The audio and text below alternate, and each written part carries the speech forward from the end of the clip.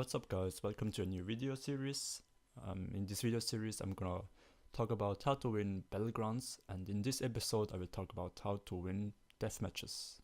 So let's get right into it. In order to win Deathmatches, you need to get kills. Thanks for watching.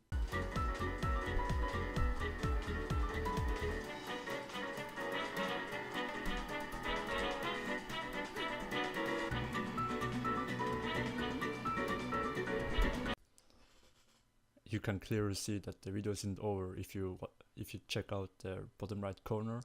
Anyway, in this video I will show you some useful tactics that you can actually use, as well as I'm doing some jokes that you should better not take seriously.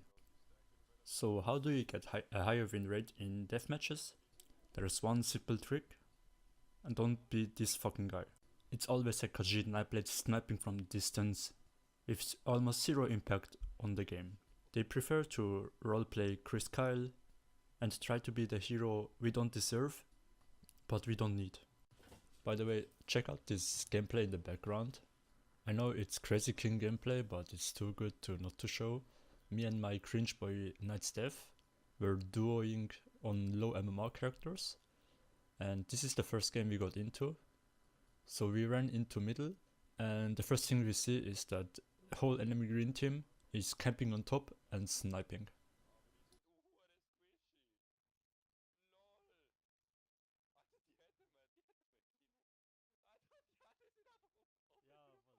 I feel kinda bad for the one mech Sorc in green team, because there's no way they will actually win any objective based game.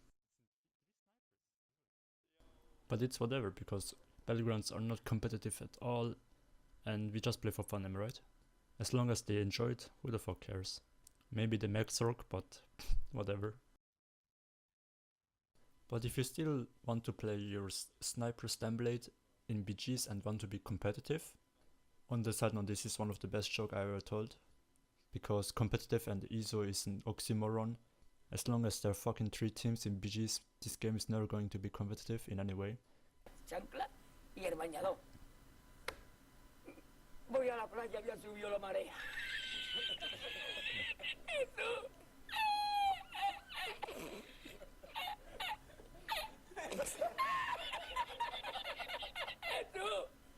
Había subido la marea con triple paella.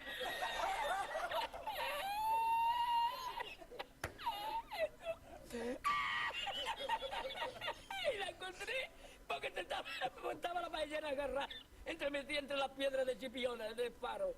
Y cuando entro en el restaurante me ve el cocinero con una paellera y adentro la vende paellera. Anyway, so how can you have a bigger impact on the game as a bow Stamblade or even a regular medium armor Stamblade?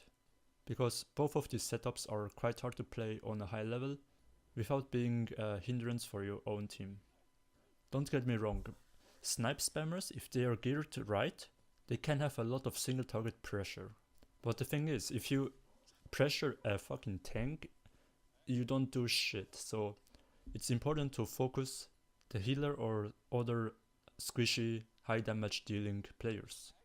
But the thing is, even if you do a lot of damage, your team's still gonna struggle because you have 0 groups support.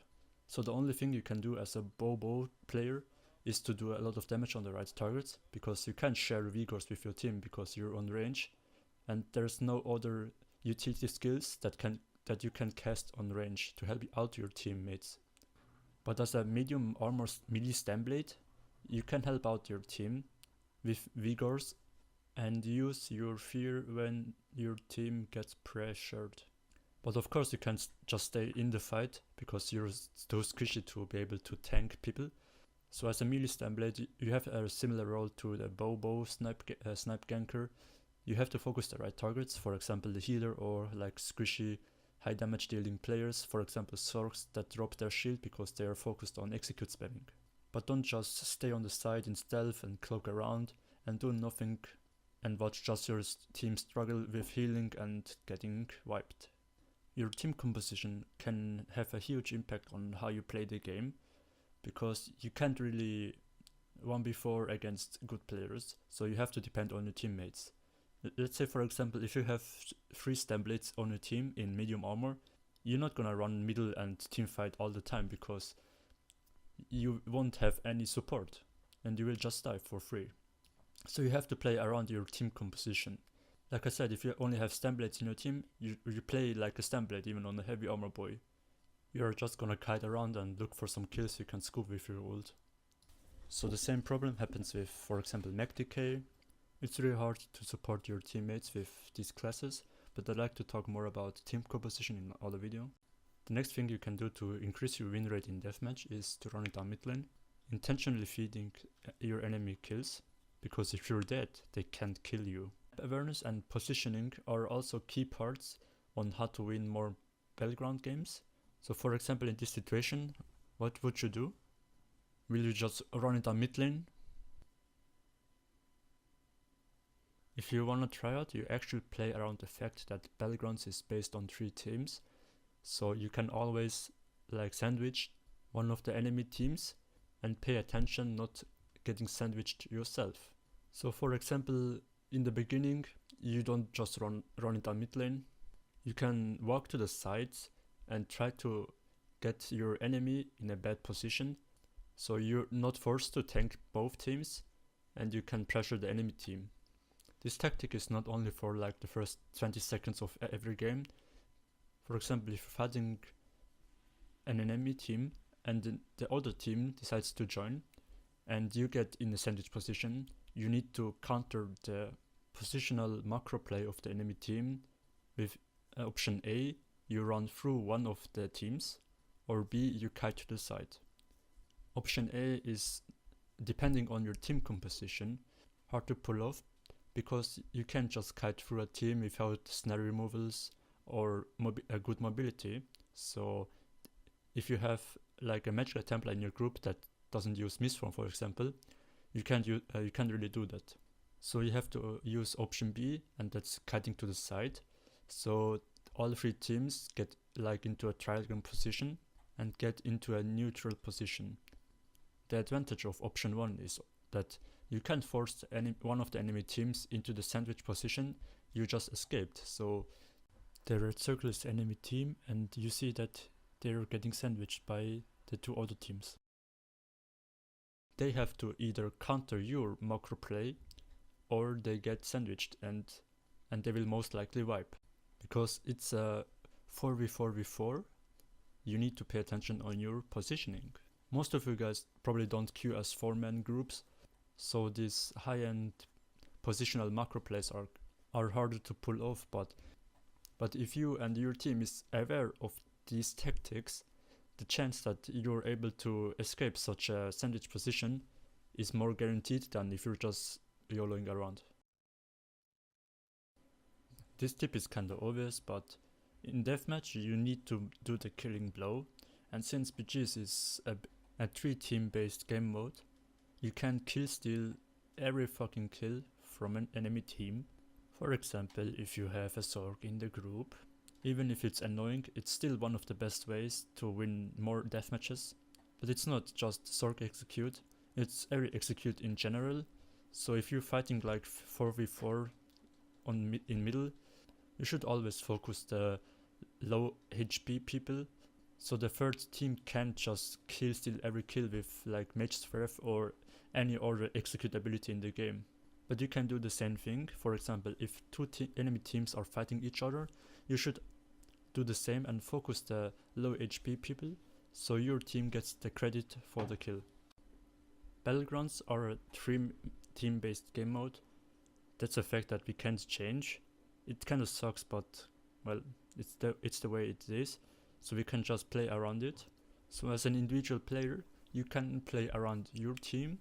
That means giving your team support with, for example, vigors or other healing abilities. And as a group, you should always stay together because there's no reason in deathmatch to split up, not like, for example, in Capture the Relic. Also in deathmatch, it's more efficient to play around burst rather than steady pressure because of the kill steal mechanic in this game. So that means a dot based pressure build is less efficient than ult burst based build. Because even if you dot them up and you're able to kill them, an enemy team is still able to KS your kill with like an Sorc execute. So you won't get any credits for the kill itself. So the pressure you did on this one dude was completely for nothing. And one of the most important things you can improve as individual or as is your rotation. No, I'm not talking about your 40k DPS rotation. I'm talking about the rotation of your whole team. That means knowing when to disengage, when to engage, how to avoid like the sandwich situations I described before, and being able to put an enemy team into the undesired sandwich position. But in the end, it's kind of whatever if you lose or win in BGs in ISO, because they're so uncompetitive. Since there are 3 teams, one team is always getting scooped, so it's never going to be balanced. As well as the leaderboards, and in other words the MMR system itself, is based on games played and not on how your performance was. Personally, I like to see a ranking system similar to Guild Wars 2's PvP or League of Legends, where you get, for example, 15 points when you win, and if you lose around 15 points. But since ISO is so casual, the only thing you lose when you lose a game is 3k AP. But anyway, I hope you could learn from the tactics and implement them in your own games in the future. In the next videos, I want to talk about the older game modes and how to win them more often. Thanks for watching.